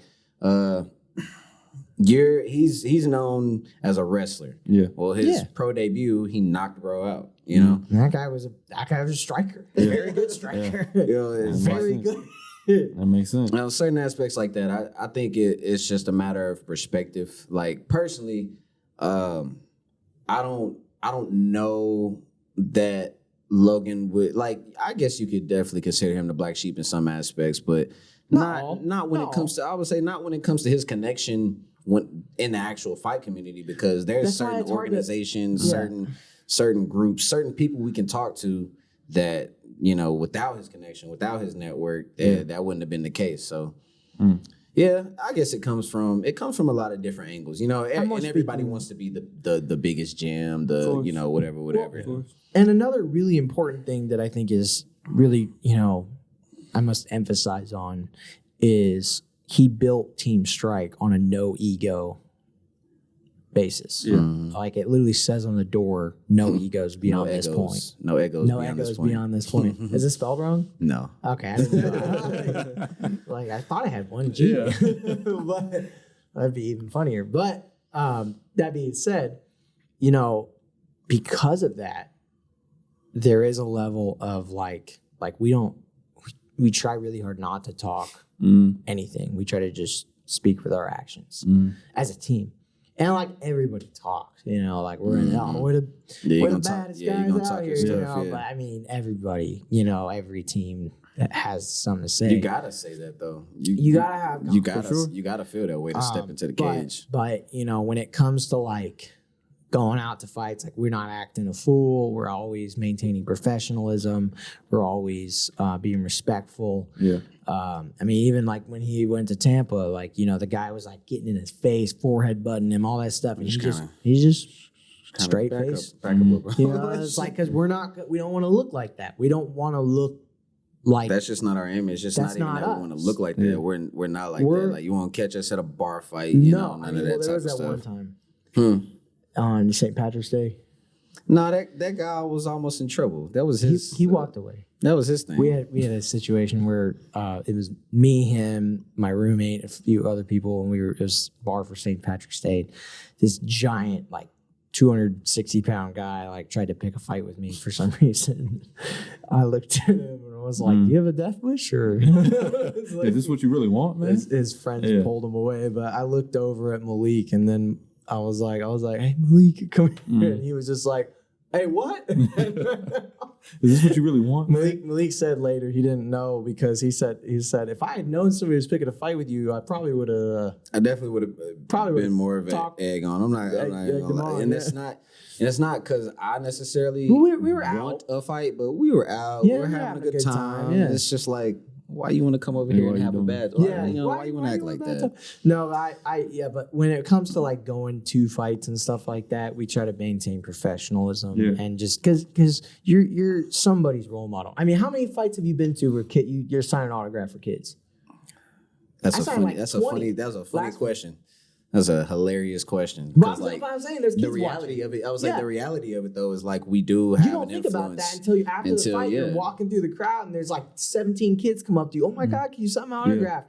Then it's like, okay, I'm glad I wasn't out there acting like a fool, because these kids were all watching. People were watching, man. That makes sense. That makes I do want to ask this question. That question I sent you, like speaking of like no egos and everything, like. Especially with the sport, or, you know what I'm saying, the sport that y'all play, like that's a lot of emotion tied into that. You know what I'm saying? It's a lot of emotion tied into that. So how do you get to the point to where when I'm in the ring, I tone out all the other stuff that's going on outside? Like, you know, you may be in a fight, but you can't take away the fact that I'm planning for a wedding still. You know what I'm saying? I got bills. I got all these other things. I may have a bad day of the fight. You know what I'm saying? Yeah. Or, you know what I'm saying, I'm frustrated because my training wasn't as good this week, or X, Y, and Z, you know. So how do you get to the point to where I'm in the ring and I just eliminate all those other things and let's just hone in on this right now? First things first, you can't have expectations. You have to accept that you're never going to go into a fight 100%, and that all you can do is mitigate the problems. You can't take away. Every single fight, I've had some sort of minor injury. I've had some sort of drama happening. I had one fight. It was a title fight. I just got over COVID and my girlfriend broke up with me that day. Dang. That would be so bad. Dang. full disclaimer, if you also want to fight, you're probably going to lose girlfriends. They don't understand why you're training so much. They think it's weird. You want to be sweated on like that all day or all evening or whatever. It's cool. Just let it go. Stay on the path. You're all right. Yeah. Stay on the path. They will, yeah. No, how do you tone it out though? How do you I would say it happens weeks before the fight. Like every time we go into the gym, so we do have the no egos beyond this door. I think that also kind of translates to like, not saying you can't talk about your problems in the gym, not saying that there's not people there that will you can open up to and have that conversation with. That's the problem. Right. That's why people stop showing up. Right. It's like, this is the place where we come to train, we come to get better, and we come to focus on our skills and focus on our teammate skills. Having that mindset going into the gym, it's like a portal. Like, when I open those doors, I don't really care what day I had before I walked into the gym. I'm in the gym now. I'm cool. It feels good in here. I done drank me a lot of water today. I'm a little hungry. I like to train like that. I like to train a little hungry. I'm a little hungry. I'm feeling good. Yeah. And then like having that mindset, but having it 5 to 7 days a week for however many weeks. Exactly. Yeah. Tell him about when we had one time where he was asking me how many times a week I train, how many days a week I train, because he was training and you were training 3 or 4. 4. It was like 4. I was like up to 5 days a week. I wouldn't go above 5 days because I was like, I want to make sure I'm resting. And I remember he asked me, he was like, "Bud, do you think we should be doing 2-a-days?" And I remember telling him, I was like, "I don't feel like I need to do 2-a-days." And he was like, "Well, how many days a week do you train?" I was like, "Well, I train every day. I don't take a day off." Every single day. But part of that is I don't like get sore because I'm doing the same thing every day. Every day. Yeah. So it wasn't like I needed the recovery period. The recovery period was my sleep and then the day of resting. You know, and that's part of why I got a desk job. So I could recover. But I was telling him, I'm like, if you just train 6 days a week minimum, you're not going to want to do 2-a-days. I can't do 2-a-days right now because I train 3 hours a day. You train so much. I train 3 hours a day minimum 5 days a week. So Monday through Friday, because Friday we do That's wrestling. what the regular regimen was until we had that conversation. And after that, I started hitting morning workouts. If I could sneak in the afternoon, it's just it ramped up. But I think where I got injured is under recovering. Like a lot of people talk about overtraining. You have to. I believe in a way you can overtrain, but only if you are under recovering. Like you have to recover. We've had as this much as you train. conversation. Yeah, if you can match your training with your recovery, you're good. You can keep training. Yeah, but you can train 7 days a week if you're recovering every single day. But if you're running your body into the ground and you're not picking it back up, it'll just keep sinking. But it'll just keep like going. you were talking about the stretching, I got a stretching routine I do. Now, my stretching routine is like 3 minutes, and my fiance thinks it's dumb and doesn't work. But no, I'll sit there and I'll stretch. I'll stretch at work. I'll get on the floor and start stretching. I stretch constantly throughout the day in increments because I don't have an hour to sit down and just stretch. Like I said, I don't have time. I make time. That's a drop a bomb on that, man. Drop a bomb on that. Drop a bomb on that. But yeah. So if I can't give an hour a day to do a stretching session, I'm getting like 3 minutes here, 2 minutes there. I got a 15-minute break twice a day. I stretch, and then Just at the desk. at the desk, man. My desk stands up and everything. But, I mean, do I everybody love know the like, hustle. oh, he's a fighter? Don't even everybody mind at my work They thinks just I'm look at his hilariously ears, they weird. know. Yeah. They That's what I was love wondering, the like, hustle. dude in the bar, I was like, did he not see his ears? Nah. He don't At that care. point, He that's was a drunk. It was universal, dark. like, He didn't care. He didn't. leave that man alone. To answer your question though, for me it happens weeks before. Toning everything out. With life happening and everything going on, like you said. You had a But you girlfriend. can't sleep in the gym for weeks. It's not necessarily that. It's about understanding that there is a break. Almost for me, like I said, a portal, like a break in reality. Like, those problems are out there. Those problems are still going on, and they'll be there when I get out of the gym. So I don't really got to worry about them while I'm in the gym because when I get out, they'll be there to to deal with. It's And the then same way people just lift taking that into the fight. deal with their problems. They're lifting to deal with their problems. They're not training for anything. You train to cope. You don't really. That's not how I should say it. You focus when you go to training and you focus on just training, it allows you to think more clearly about how to solve your issues day to day. Yeah. So for me, if I were to focus on my issue, I can't. You can't, man. Yeah. You can't sit there and get choked out by someone and think about what you have in the You washing can't have machine. somebody attacking you and thinking No. about that conversation that you had with your girl earlier. Like, No. bro's on top of me and he's trying to hit me. Like, he's finna hit me in the. Even with just jujitsu, though. I mean, like if I'm sitting here trying to take you down, or if you're sitting here trying to choke me or armbar me or leg lock me, I'm worried about that. I'm not worried about anything outside of that. I'm worried about my leg. Because it's And dangerous. It's dangerous to think about stuff outside of the gym. Yeah. I know they're not going to hurt me. I know I can tap, but I'm like, it's like if you combined a chess game with lifting, because you're critically thinking, you're exerting energy, you're getting your serotonin boost, you're getting all these like really good chemicals in your body, and you're also using your brain to think, how can I solve this puzzle? Human chess. And it really is something to be said about that, because like, if I'm constantly thinking about how to solve a puzzle and I'm exerting all this energy while getting a serotonin boost, I'm getting my activity in, I'm getting all these calorie burns, I'm getting all that, the Brain stimulation. all the brain stimulated. I'm getting everything I need to clear my head. And then when I go home, I can focus on whatever I need to focus on at home. But for me, like if I take days off, I have to take days off sometimes. Even if not to recover. Easy now, man. Yeah, man. I don't even know how that happened. But So would you say that the fighting helps you deal with everyday life, or everyday 100%. life makes your fighting better? Competing is good way to answer is a byproduct of my training. Yeah. We were talking earlier about how all three of us have different goals. We were talking about this in the car. I have to be in the UFC. That's not an option. That is something that I have sacrificed time and time again for 15 years. That is something that, man, when I took my ACT 4 times to be eligible to wrestle. 4 times to get an 18. I got a 7, I got a 12, I got a 13, I got an 18. Hold on, man. I don't know what to tell you, man. The first one, you got a 7? I got learning He just signed his disabilities. name. Bro, I thought mine was low. I got a 7. I got a 12 on that first one. I was like, dang, it ain't no, because I was talking to everybody else. They like, yeah, I got 20s and everything. Dang, Crazy, man. yeah. No, and I think the hardest part growing up was realizing that those don't determine your. It don't mean anything. Yeah, all you needed was that. They that don't mean score and you got it. anything. I thought That's just like information retention. They swore- don't mean anything, I man. swore I They was make it sound dumb. like it's a big deal. They Like this don't mean This anything. is your life. The bro. test. No. And it's The not. one. But for I you to thought- wrestle, you had to take it. I had to get an 18 because I had a 2.02 GPA cumulative. Yeah. So I just made the cut on that. So I had to get either an 18 on the ACT or I think a 12 or 1300 on the SAT To compete in high school or try to get into college? to be eligible to wrestle in college. Okay, yeah. Okay, I So- get it. So for me, I had gotten offered a scholarship, Yeah. but I wouldn't get the scholarship if Yeah. I wasn't eligible. Yeah.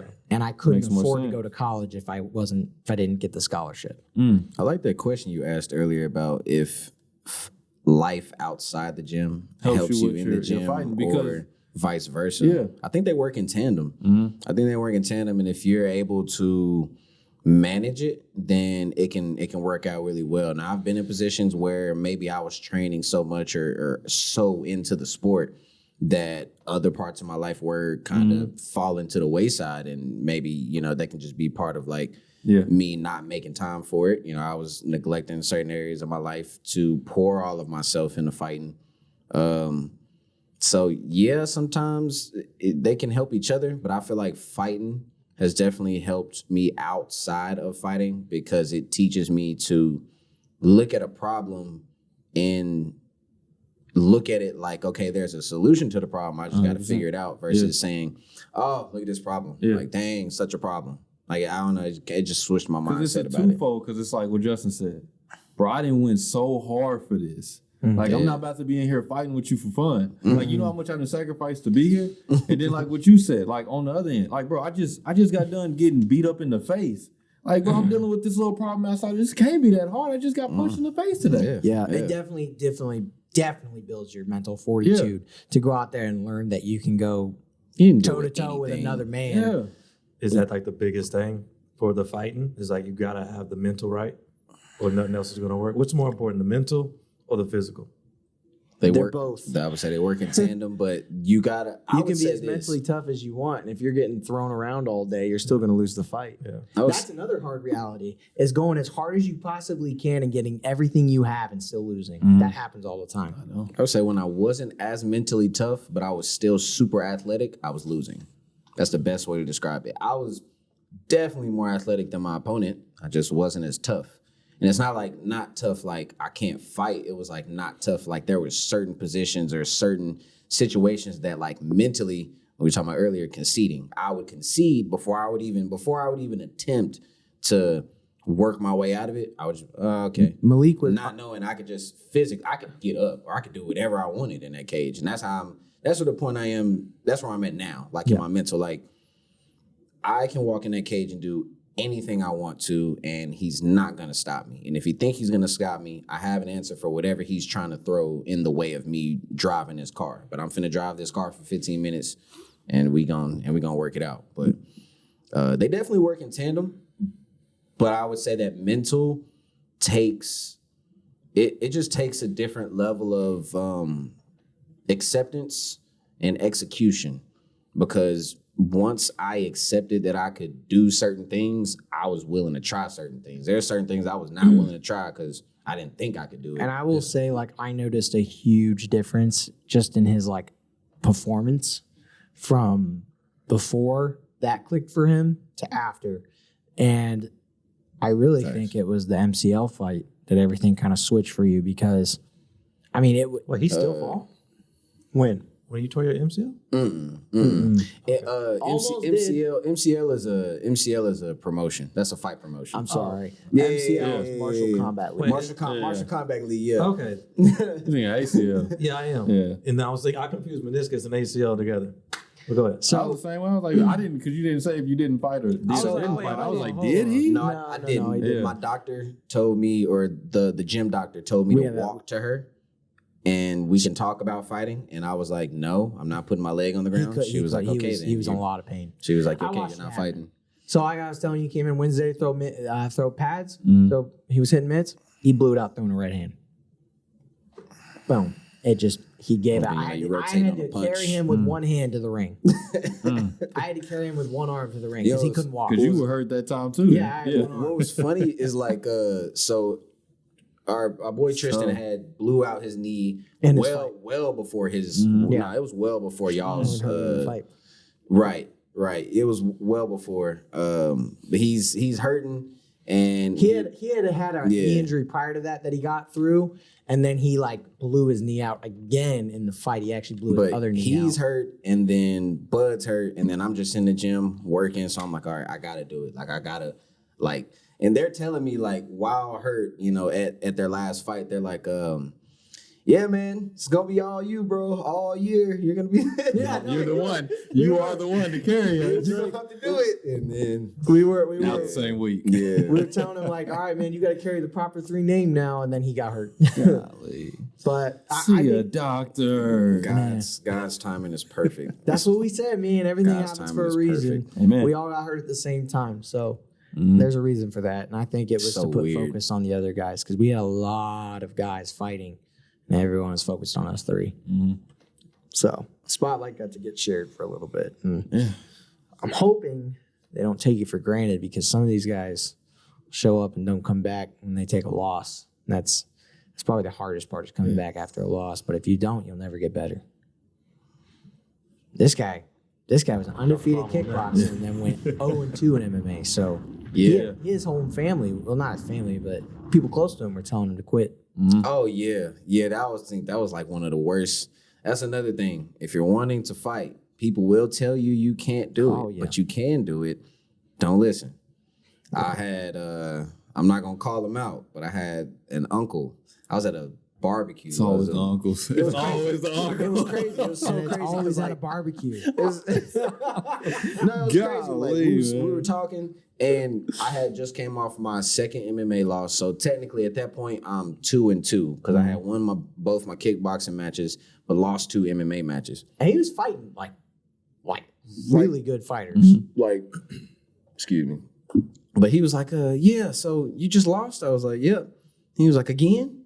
I was like, nephew, get it together. I was like, He couldn't wait to say yep. it again. I was like, yep. And he was like, I don't know, man. You gonna get back in there? You gonna try it again? I was like, That's how it works. I was like, this is what I do. That's the only way to win. I was like, this is what I do. He was like, oh no. I'm like, well, I do. I'm glad one of us is fighting. You're right. You're right. think Maybe I It should wouldn't just be me, give up. nephew. I think a lot of people will definitely project themselves onto you, or like their own like mental insecurities, I guess, like on how they feel that they would fare in that position. It's like, okay, well, that's why you do what you do, and we do what we do. Because I definitely couldn't do what you do, Facts. you know, and No, vice versa. I think that's a great point actually because I But have. he can admit that. Yeah. Not everybody can do that. Yeah. No, I mean, but it's so right. Like people project all the time. You know, like I've had so many people in my life, who like, you know, maybe they think that I'm lazy because I'm taking a rest day and they just see me resting. They don't see the 6 other days a week that I'm training for 3 hours a night, you know? And so they see me rest and then they're like, hey man, let's, you know, I need some help with, this thing over here. And I'm like, no, I've got to kick my feet up, got to get some circulation going, got to rest. You know, and they're like, okay. And, you know, they're out there working, maybe they, you know, you can feel the judgment a little bit, but they don't know how sore you are. And I'm not about to complain about how sore I am because it's not going to fix the problem. Or explain myself. Or explain myself. I'm just going to rest. Now, he's a little bit more unapologetic than I am. And I'm trying to get more like that because I'm not It feels so good. always trying to explain myself, but I do care what other people think. So I don't explain myself, but I will like go up to Malik and be like, he thinks we're lazy.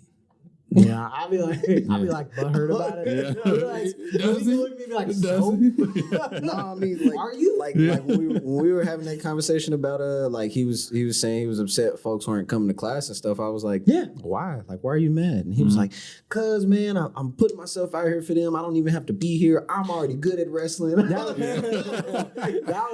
was the I'm big like, thing. I understand, bro, I but was like, hurt there's coming no to class yeah. to teach these guys, and they weren't showing up because you know maybe they were out drinking with their buddies or they were out partying with their girlfriend or Hey. going out to dinner. You know how bad I want to go out and have dinner Decisions. with my fiance? We got things to talk about.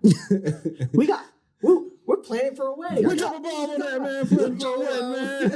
Planning for a wedding, man. I would much rather be at dinner with my beautiful fiance than waiting for people to never come to teach them how to fight.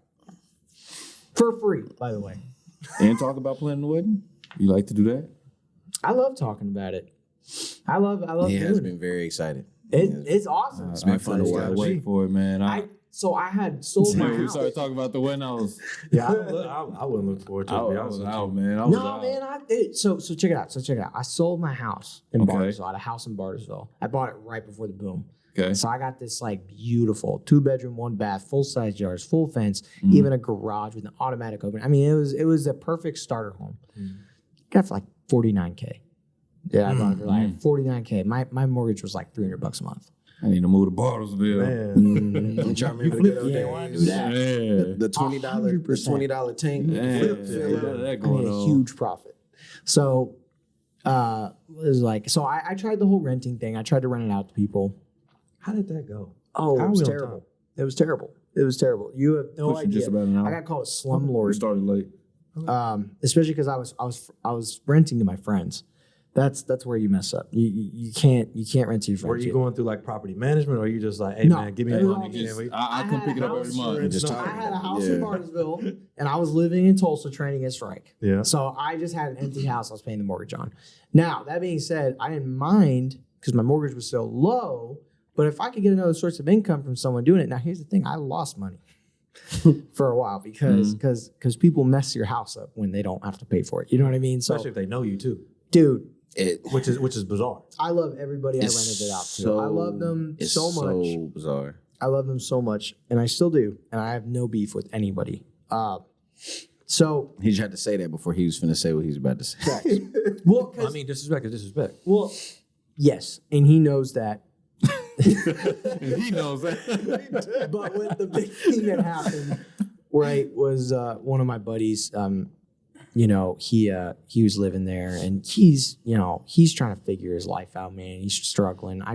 He was getting kicked out of his apartment, and I really, I was gonna sell it. I would have made a lot more if I had sold it back then, but I was gonna sell it, and he just was like, dude, please let me live there. I've got dogs. I don't want to get rid of my dogs, this and that. And I bit, and I was like, all right, if you can pay this much amount a month. I charged him like, I think $700 a month.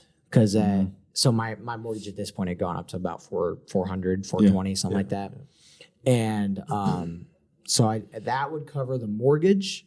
That would cover a little bit of gas money for me throughout the week. Cause at the time I didn't have a job. So I was like door dashing to pay my mortgage. And then I had a buddy that put me up for a pretty cheap amount until I could find a job. So I was like, my expenses were under about $1,000 a month. So it was manageable. Also, I'm in the National Guard, so I get paid for that too. But multiple sources of income, I was able to make it work. So anyway, so he goes there. We kind of set up a deal. Everything's good. Damage is done, man, because these dogs, they just eat things, and he's apologetic. These are big dogs. Oh man, they're big dogs. Bust through doors, floors, and all. And one of them ate I'm thinking they just tearing up couches or something. No, they ate through a door. Ate through a door, tore up carpet. I won't get too into it because, again, he and I have squashed it. We have zero issues with each other. I'm actually helping him prep for a fight soon. Still feel it, though. No, I really don't, because I made a lot of money. Right. The only thing that happened was I didn't make as much money, and that's just a greedy mindset. Did you like fix it, or did you sell it as is? I'm very fortunate to have a handyman for a father who flew down from Maryland like 3 or 4 times to help me do a lot of repairs. And I had to take out a loan to pay for a lot of it. And I spent about $30,000 to fix it up. I say that I had taken out about $30,000 in a loan. I spent about 25 to fix it, and then the other bit was what I was living off of while I was fixing it. So yeah, it costed a good amount, but I ended up flipping it for about 106. Profit is profit. Now, so I made about something like I don't want to say how much, but I mean, you could do the math. You made some money, though. I made some money. It's all good. After I paid off the loan, so I paid the loan off in full immediately. After I paid that back, I basically set that money aside and was like, all right, like this is what I'm going to use to pay for the wedding. And I didn't even propose to her yet, but I don't think. You knew. Oh, yeah. I knew in November. I proposed in March. I knew in November I was going to propose to her. I remember we was talking about it. Yep. No, I was excited. She's the first girl I've been with that arguments are conversations and not screaming matches. She's also the first girl I've been with that, I mean, I could get into a ton of stuff, but she's always, and she's like always taking care of me. Like on Valentine's Day, she like cleaned my whole room and made my bed and bought like flowers and balloons and set it up. Like I kind of felt like a queen a little bit. You know? You don't need that much. No, you don't need that. Like you made my men are simple. We are simple to please. We are simple to please. I very much. I can't take all this in my life. She'll cook for me if I ask her to. I don't really ask her to, but she'll cook for me anyway. She does a lot of things. So I'm very independent. You know, I do my own laundry, do my own dishes, do it. You know, if I have time, I get to it. Actually, I don't have time. I make time. Drop a bomb on that. No, but that's the name of the episode. Yeah, no, but that's kind of real too, though. Like you gotta make time to do the dishes. When are you gonna find time to do the dishes? That's true. You got like a day off that you just be like, man, you know what I can do today? Some chores. Swear. Yeah. Nobody You have coming to to make do time to do that stuff. That's like you just look at the sink like, I know ain't nobody gonna handle it. No, exactly. Exactly, 100%. Nobody coming to But I live with somebody. But she and will. still ain't nobody coming to do it. But she will. That's my point. Yeah. If they're there long enough, she'll do them. Now, I try not to take that for granted. I don't want to be that kind of guy. You haven't seen that commercial where they're like, here, look, just put stuff on this coffee table. and it will magically disappear. You ever seen that? Mm-hmm. I ain't seen that one. There was a really funny commercial where there was these guys and they were their wives. The wife came up to this guy. He's like, I'm too stressed. I'm doing all this stuff. I can't. I want a divorce. I don't want to be. And then he was like, hold on. I have something that'll fix all the problems. And she's like, what is it? She's like, anytime you have extra stuff, just set it right here on this coffee table. Oh, she was putting it all up? Yeah. he was like, no. Are you serious right now? He goes, no, listen, same thing with the laundry basket. Dirty clothes, just put them in there. Yeah. I don't know how it works, but every time I put clothes in there, and I've tested it, I make a huge mess just to see. Like, I don't want to be that guy. Yeah. You know what I mean? It's a funny commercial, but I will never be that guy. Mariah, you do the dishes. I appreciate you. Yeah, dearly. right. No, that's such a, bro, it's crazy, but that is such a small, menial task that will bring so much stress off your plate. If you're looking at clean sink, I mean, that's something that I mean, just no mess, period. No mess, period. I mean, seriously. And are you messy though? If during the week, yeah. During the weekend, no. But like, are you a messy man? What's a messy man? Not I know some dudes that are very neat. Like when they get up in the morning, they make the bed. They get out of bed. I don't do that. They fold their clothes. There's no clothes on the ground. When you get home, you take off your clothes. You don't just drop them on the floor. I don't find time. I make time. Yeah. That being said, I don't always have time to make my bed every morning. Here's the thing. I could, but I require a certain amount of sleep to put my body in an anabolic state of recovery. That is very important to me. He and I have disagreements about it, but that is very important to me because I've done a lot of research on it. And so I know exactly how much sleep I need to function mentally, and I know exactly how much sleep I need to function physically. So like right now, I started lifting again recently with my arm is good enough that I can lift lightly with certain workouts. I lifted 2 days ago. I'm still feeling it. I'm feeling it hard today because it's 48 hours in. I made sure to get 8.5 hours of sleep last night. Do you know how hard that? I mean, I know y'all know how hard that is. 8.5? 8.5. Oh, brother, you're going to be disappointed when I tell you how much I got last night. I usually get 6, 4 to 6. Yeah, I probably got a solid 5:30 or maybe 6. That's how it goes. Yeah. Do you know how much time you got to make to get 8.5 hours of sleep? You don't find time to sleep. Because you got to be like, I showed up to work late this morning because of it, man. And you got to be like in bed, you know. I was in bed by 8 o'clock. Oh, yeah, that's wild. No 8 phone, o'clock. no TV. I ain't even And the dinner only yet. reason I could do that is because it was a Sunday and I canceled practice. No, I didn't cancel. We moved Sundays to Saturdays, but no practice to go to on Sunday. All my stuff was done and I had drill. So I got out of drill early. So I was home by 4. Do you stay with your fiance? Yeah, she and I live together with my roommate who owns the house. Austin. Shout out to Austin. He's not on social media. I'll just show him the clip. But he's smart. He got off social media. But he's actually the best man in my wedding. He's one of my groomsmen. But yeah, no.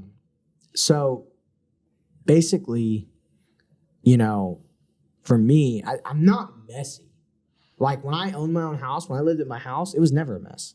It was never a mess. I'm not saying like you're nasty, but like there's levels to it because some people are nasty, but some people are like between like junky and dirty. There's a difference between like let me give you an example. Like that Amazon box been there for a couple months. You ain't moved. There's boxes. At least break it down and do something. Like I had the same box right there for a few months. Well, Like, We using something, man. I train 8:30 to 5:30. I work out from 6 p.m. to 9:30. Then I gotta get home. I gotta shower. Gotta wash yourself. Yeah. Gotta brush my teeth. Gotta eat. Gotta eat. You gotta eat. Because if you don't eat after you work out, you're gonna be twice as sore the next day. You're not training. You're not gonna have no energy the next day. So there are things I gotta do every night. If I'm lucky, I'm in bed by midnight. Hey, but I don't have time. You make time. That's what I'm saying. On that right there. Oh man, and I wish we could have had y'all on. We're gonna have to have y'all on another time. Maybe we'll come to Tulsa. Yeah, come to Tulsa. Yeah, I'll get y'all a little set up. We come out there. Yeah, maybe we'll come to Tulsa, absolutely. man. We definitely gotta have to have y'all on again. We're gonna use the gym for a while. Yeah, man. Facts. For sure. And even if y'all ain't got the equipment yet, we'll bring ours, man. That'd We'll be come out sweet. there. Yeah. So, but closing question, unless you got one. You got one? I saw that you had a book of the month, man. You still got your book of the month going? What you reading? So I'm hit still them with reading one of my your book. favorites. My book is in the car. Yeah, man. I was like, you was reading one in the Should car. have brought it. Yeah, I was just like, Shout it out, I'm gonna man. leave What you everything in reading? the house. So right now I'm reading Man and His Symbols by Carl Jung. It's actually by like a collective of like psychiatrists and psychologists that basically studied his work. And Carl Jung was I don't even know what years, but I learned about him in Intro to Psychology. I learned about his work, his philosophy, and then I just saw a book that had his name on it. Yeah. So I was doing a book a month, but like we were saying earlier, you got to make time. Yeah. And with my schedule, I would read it like at night. And just be like, I do everything. I'm working from like 6 to 4:30, 5 o'clock. Train from like 6 to 9, 9:30. Get home. I'll read like a page or two to make sure I'm at least reading. But doing something. That Man and His Symbols book is like, this has been the hardest book I have ever read, just off the vocabulary alone. Because these are a bunch of psychologists and psychiatrists talking about the study of the human. I mean, basically, I don't know. Yeah. But like Man and His Symbols is basically about dream interpretation and essentially being able to take yourself and take your subconscious thoughts and either control them or put them into action through your daily life. So it's more like a book every couple months, but I'm at what? I got two knocked down this so far. This is my third one this year. Cover to cover? Yeah. Oh, this brother reading. Oh, yeah. No, I'm reading for real. I'm reading for real. This brother is reading. He read Atomic Habits. I read Malcolm X's autobiography. Cover to cover? This brother is reading. Golly. Well, that's what I'm talking about, man. Just one of my mentors. Shout out to him, man. That's what I'm talking about. Read some books. Yeah, man. Skip for the brain. Man. Read a book. Yeah, but that really just came from me actually having a conversation with Tristan, because Tristan's a brain guy. He cares so much about his brain, which is good. We can call him the brain if you don't like the analyst. Right, if you don't like the analyst, call him the brain. But he was just talking to me about brain development and like how, little exercises he does, and I was thinking like, well, reading is kind of like going on the treadmill. Like reading is like putting your brain on the treadmill. So that's what I've been doing. Take my brain, put it on the treadmill at least a little bit every day. Tristan read Mike Dolce's entire like coaching book and like that thick. He read the whole thing and then gave it to him. So reading is important. That's what's up, man. But closing question, man. We ask everybody that comes onto the podcast, man. When it comes to your life, man, do you think that the grind is more important or is the goal more important? Which one is it? The journey. So I guess the grind. You believe more in the grind?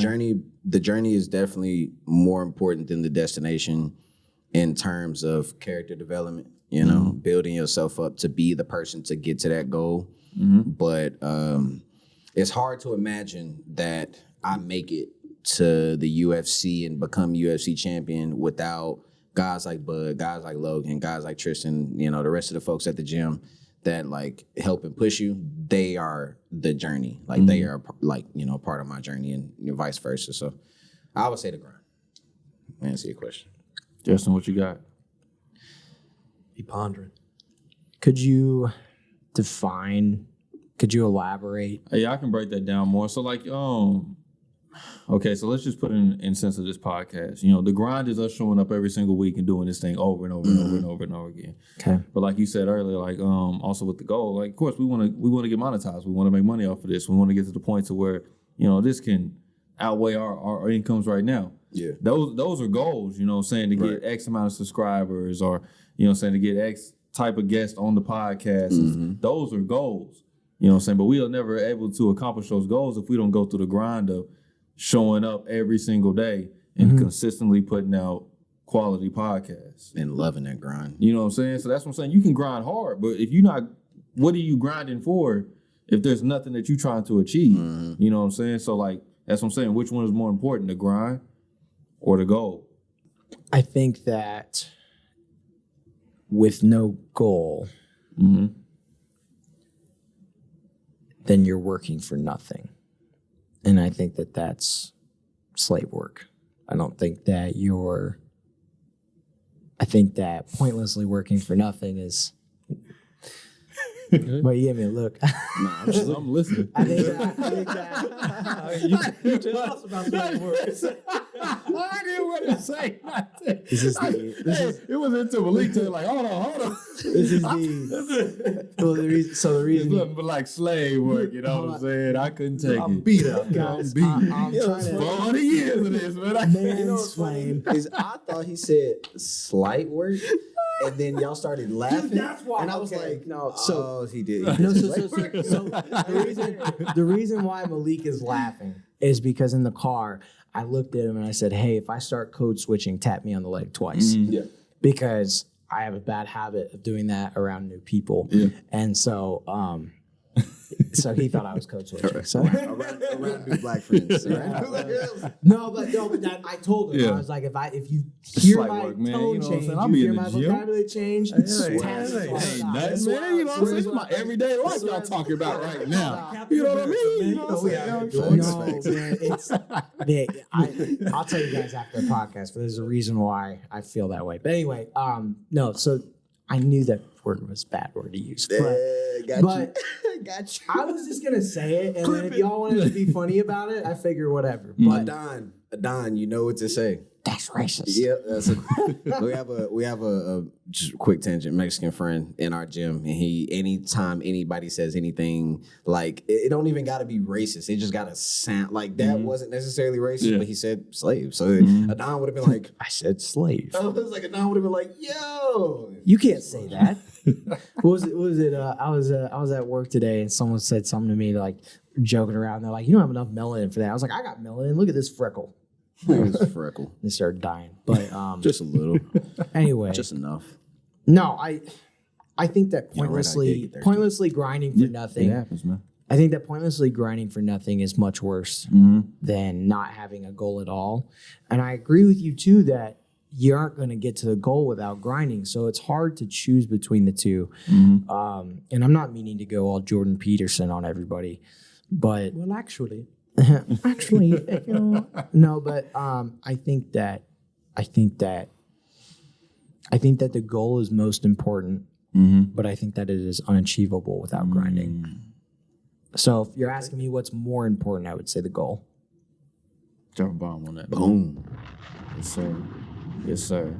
Well, man, for sure, like I said, man, we're going to have a time, man, when we get y'all on again, man, because this has been great. Because I want to ask more into, like, diet, training, sleep, schedule, and all those type of things. It's so much things that we could have talked about, Shout out to TJ Whalen. That's my nutritionist. Shout out to TJ for sure. So y'all got Coach TJ. nutrition more Right, yes, we got to sir. talk about, man. Oh, yeah. But No, we only got so much time in the time frame. Plus, you know what I'm saying? Y'all driving back today, too? Yeah. Yeah. We're gonna get some food and hot tail it back. We are going to get some food. I love the food out here. Okay. I used to work out here. That's what's up, man. That's what's up. Well, whatever platform that you're listening to this on, whether it be YouTube, Apple Podcasts, Spotify, if you can like, comment, subscribe, leave us a 5-star rating. Do not forget to share with somebody because the support is gladly appreciated. So once again, like I said, I'm Coach Williz. Always, we got the finalizer on this joint with us, man. We got Malik and Justin joining us this week, man. Until the next one, y'all. Be easy. Be easy. Put this on Do Not Disturb because I have a really bad habit of checking it every time it vibrates. That's why I put mine down there. Yeah, I'm not. I didn't want anyone to touch me. But yeah, no. So It's a problem. It sounds like addiction. it is. Addiction. That sounded like It's 100% addiction. addiction. That's a serotonin boost. Every time you get a buzz, It's like I put it, disconnected it from me. I had to put mine on silent because every time it would vibrate, it just Yeah, I got you're it. thinking about it. At Yeah. the very least, even if I don't check it, I'm thinking about it and I lose my train of thought. It don't even be vibrating. I'm still checking because I thought it vibrated.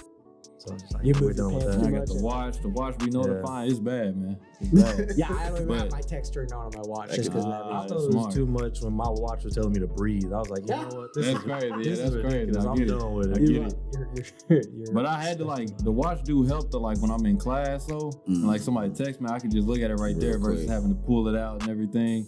But it is just a lot of it takes your train of thought, a lot of our attention, man. That's where I had to draw the line as the watch. I was like, man, don't let me get a watch, bro. Yeah. But then it's gonna be so easy. It's like It's got its use though, man. But do you work out in your watch? so